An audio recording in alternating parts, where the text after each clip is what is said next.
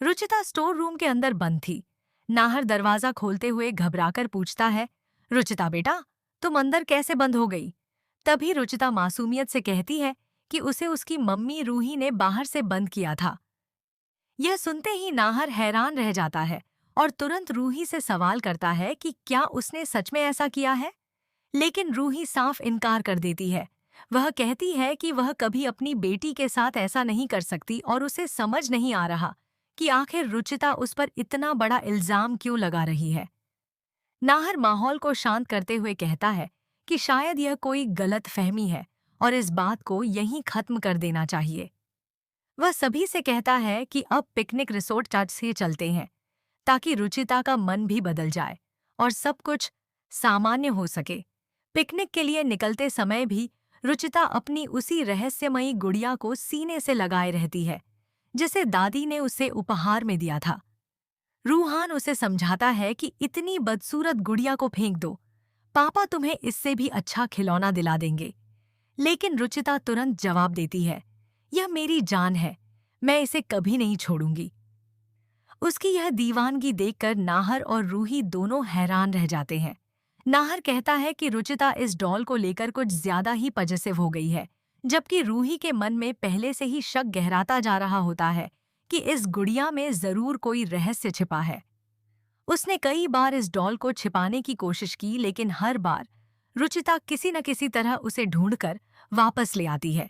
रूही लगातार उन घटनाओं को याद करती है जो इस डॉल के आने के बाद से घर में होने लगी थीं। झूमर का गिरना, अजीब हादसे होना और अब रुचिता का अपनी ही मां पर इल्जाम लगाना। उसे लगने लगा था कि इन सब के पीछे कहीं न कहीं यही गुड़िया है। दूसरी तरफ दादी मन ही मन खुश हो रही थी। पहले रुचिता उसे शक की नजर से देखती थी, लेकिन अब वह अपनी ही मां को गलत समझने लगी थी। दादी चाहती थी कि मां बेटी के रिश्ते में दरार पड़ जाए और दोनों के बीच नफरत बढ़ती जाए। दरअसल उसी डॉल के जरिए रुचिता पर धीरे धीरे पूरा नियंत्रण किया जा रहा था और वह उसी के इशारों पर चलने लगी थी। बीच पर पहुंचने के बाद भी रुचिता घूमने की बजाय मिट्टी में बैठकर अपनी डॉल के साथ खेलने लगती है। रूही उसे रोकते हुए कहती है कि वह घूमने आई है, इसलिए कुछ देर के लिए गुड़िया को छोड़ दे। लेकिन रुचिता सिर्फ अजीब तरह से हंसती रहती है और डॉल को अपने से अलग नहीं करती। तभी नाहर की नजर उस डॉल पर पड़ती है और वह देखता है कि जहां डॉल रखी हुई है वहां की मिट्टी अपने आप धंसने लगी है। रूही घबरा जाती है, लेकिन नाहर उसे समझाता है कि शायद नीचे पानी भर जाने की वजह से मिट्टी बैठ रही होगी। दोनों खुद को तसल्ली देने की कोशिश करते हैं, मगर तभी अचानक उसी डॉल की तरफ से एक डरावनी आवाज सुनाई देती है, कोई नहीं बचेगा, तुम लोगों में से कोई भी नहीं बचेगा। यह आवाज सुनते ही रूही और नाहर के होश उड़ जाते हैं। अब उन्हें एहसास होने लगता है कि यह कोई साधारण खिलौना नहीं, बल्कि एक ऐसा खतरनाक रहस्य है जो धीरे धीरे पूरे परिवार को अपने जाल में फंसाता जा रहा है। डॉल की वह खौफनाक आवाज सुनते ही रूही और नाहर के चेहरे का रंग उड़ जाता है। दोनों एक दूसरे की तरफ देखते हैं, लेकिन समझ नहीं पाते कि आखिर अभी जो उन्होंने सुना वह सच था या सिर्फ उनका वहम। नाहर खुद को संभालते हुए कहता है कि शायद हवा की आवाज या किसी बच्चे की शरारत रही होगी, लेकिन रूही का दिल यह मानने को बिल्कुल तैयार नहीं होता। उसे पूरा यकीन होने लगता है कि इस डॉल में कोई ऐसी रहस्यमयी ताकत है जो धीरे धीरे रुचिता पर अपना पूरा कब्जा जमा चुकी है। दूसरी तरफ रुचिता उसी डॉल को सीने से लगाए मुस्कुरा रही होती है, जैसे उसे किसी बात का बिल्कुल भी डर न हो। रूही फैसला कर लेती है कि अब वह किसी भी कीमत पर इस डॉल का सच पता लगा कर रहेगी। वह मन ही मन सोचती है कि जब तक इस गुड़िया का रहस्य सामने नहीं आएगा, तब तक उसकी बेटी कभी सामान्य नहीं हो पाएगी। उसे यह भी याद आता है कि डॉल के घर में आने के बाद से एक के बाद एक अजीब घटनाएं होती चली गईं। कभी झूमर गिरा, कभी हादसे हुए, कभी रुचिता का व्यवहार पूरी तरह बदल गया और अब तो वह अपनी ही मां को दुश्मन समझने लगी है। इन सभी घटनाओं की एक ही कड़ी थी, वही रहस्यमयी डॉल। उधर दादी दूर खड़ी यह सब देखकर मन ही मन मुस्कुरा रही होती है। उसकी योजना बिल्कुल वैसी ही आगे बढ़ रही थी जैसी उसने सोची थी। माँ और बेटी के बीच अविश्वास पैदा हो चुका था और अब परिवार के बाकी लोग भी रूही की बातों पर शक करने लगे थे। दादी चाहती थी कि कोई भी इस डॉल का असली सच कभी न जान पाए, क्योंकि अगर उसका राज खुल गया तो उसके सारे काले कारनामे भी सबके सामने आ जाएंगे। इसी बीच बीच पर खेलते खेलते रुचिता अचानक समुद्र की तरफ बढ़ने लगती है। वह ऐसे कदम बढ़ा रही होती है जैसे कोई अदृश्य शक्ति उसे अपनी ओर खींच रही हो। रूही घबराकर उसके पीछे दौड़ती है और जोर से आवाज लगाती है, लेकिन रुचिता जैसे कुछ सुन ही नहीं रही होती।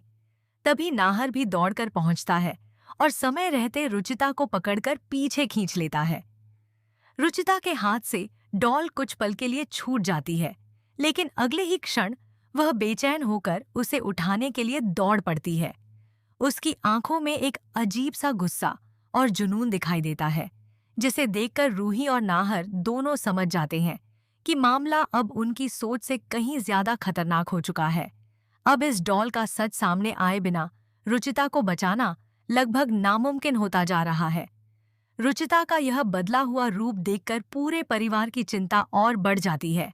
रूही अब एक पल के लिए भी अपनी बेटी को अकेला छोड़ने को तैयार नहीं होती।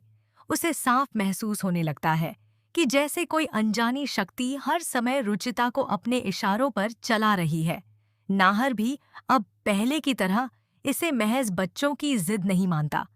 उसे भी लगने लगता है कि इस डॉल में जरूर कोई ऐसा रहस्य छिपा है जिसे जानना बेहद जरूरी है।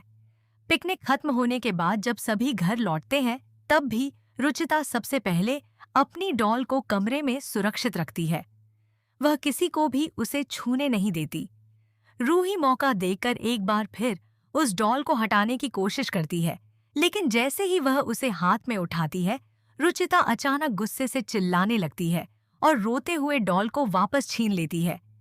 उसकी आंखों में ऐसा अजीब गुस्सा दिखाई देता है कि कुछ पल के लिए रूही भी डर जाती है। नाहर तुरंत बीच बचाव करता है और माहौल शांत कराने की कोशिश करता है, लेकिन उसके मन में भी अब कई सवाल उठने लगे होते हैं। उधर दादी दूर खड़ी यह सब देख रही होती है। वह मन ही मन खुश होती है कि उसकी चाल अब सफल होती दिखाई दे रही है। माँ बेटी के रिश्ते में दरार बढ़ती जा रही है और पूरा परिवार धीरे धीरे उलझता जा रहा है। लेकिन दादी को इस बात का बिल्कुल अंदाजा नहीं होता कि रूही अब सच्चाई तक पहुंचने का फैसला कर चुकी है। वह सोचती है कि चाहे कुछ भी हो जाए, इस डॉल का असली राज जरूर सामने लाएगी और अपनी बेटी को उसके प्रभाव से आजाद कराएगी। इसी बीच रात के समय घर में फिर एक रहस्यमयी घटना होती है। अचानक वही डॉल अपने आप गिर जाती है और कमरे में अजीब सी आवाजें गूंजने लगती हैं। रुचिता नींद में ही उठकर डॉल के पास चली जाती है, जैसे किसी ने उसे बुलाया हो। यह नज़ारा देखकर रूही के रोंगटे खड़े हो जाते हैं। अब उसे पूरा यकीन हो जाता है कि यह कोई साधारण गुड़िया नहीं, बल्कि इसके पीछे कोई गहरा और खतरनाक रहस्य छिपा है, जो आने वाले दिनों रात गहराते ही घर का माहौल और भी रहस्यमयी हो जाता है। पूरे घर में सन्नाटा पसरा होता है। तभी अचानक रुचिता अपने बिस्तर से उठती है और बिना किसी की आवाज सुने धीरे धीरे उस डॉल की तरफ चलने लगती है। उसकी आंखें खुली होती हैं, लेकिन ऐसा लगता है जैसे वह पूरी तरह अपने होश में नहीं है। रूही की नींद खुलती है तो वह यह देखकर घबरा जाती है और तुरंत उसके पीछे चली जाती है। जैसे ही वह रुचिता का हाथ पकड़ती है, बच्ची एकदम रुक जाती है और फिर डॉल को कसकर सीने से लगा लेती है। अगली सुबह रूही नाहर से कहती है कि अब और देर करना ठीक नहीं होगा। पिछले कुछ दिनों में जो भी घटनाएं हुई हैं, वे किसी संयोग का हिस्सा नहीं लगती। स्टोर रूम वाली घटना, रुचिता का अचानक बदल जाना,